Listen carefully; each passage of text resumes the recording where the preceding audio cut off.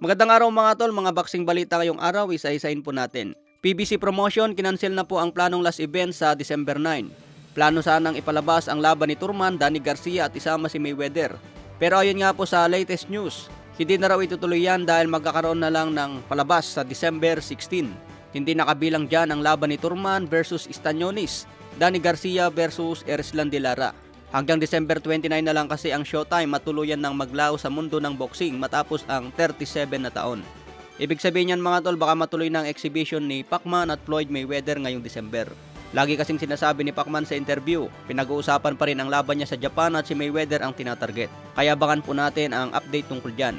Samantala, isang fan nga po ang lumuhod at sinamba si Mayweather. Panoorin po natin. After my God, I respected you. I respected you. After my God, I respected you. After my God, after my God. You second to God, champ. No. I didn't listen to you. I respect you. I'm sorry. I respect you. Yo, we gotta take this guy everywhere. Yeah. Take the picture before you face the picture. Sa ibang banda naman, update ang bakbakan ni Demetrius Andrade versus David Benavides. Ngayong November 25 na po yan at bakbakan ng dalawang undefeated. Mandatory ni Canelo ang panalo dyan. Common event naman ang laban ni Jermall Charlo versus Jose Benavides Jr. Dedepensa ni Jermall Charlo ang kanyang WBC middleweight belt. Magkapatid nga po itong si David at Jose Benavides. Pero itong si Jose Benavides ang tinalo ni Terence Crawford at Danny Garcia. Kaya marami ang nagsasabi na mahinang opponent si Jose Benavides para kay Jermall Charlo na isang champion. Pero hindi pa rin mawawala ang posibilidad na magbigay ng upset si Benavides.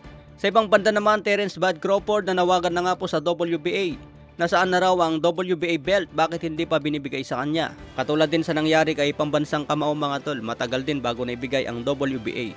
Matapos talunin si Kit Turman, matagal din naibigay sa kanya ang belt. Gumagawa pa kasi ng bagong belt ang sanctioning bodies para ibigay sa bagong champion.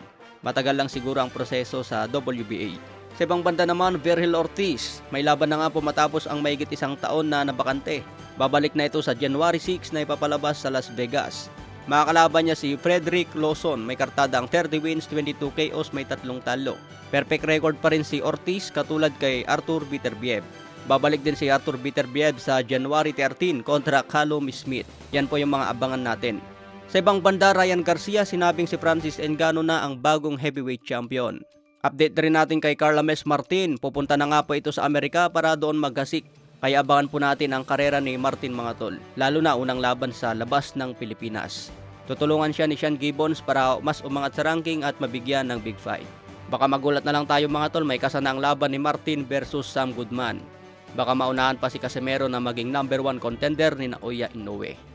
Okay mga tol, yan lang muna ang sariwang balita ngayong araw, hanggang sa muli.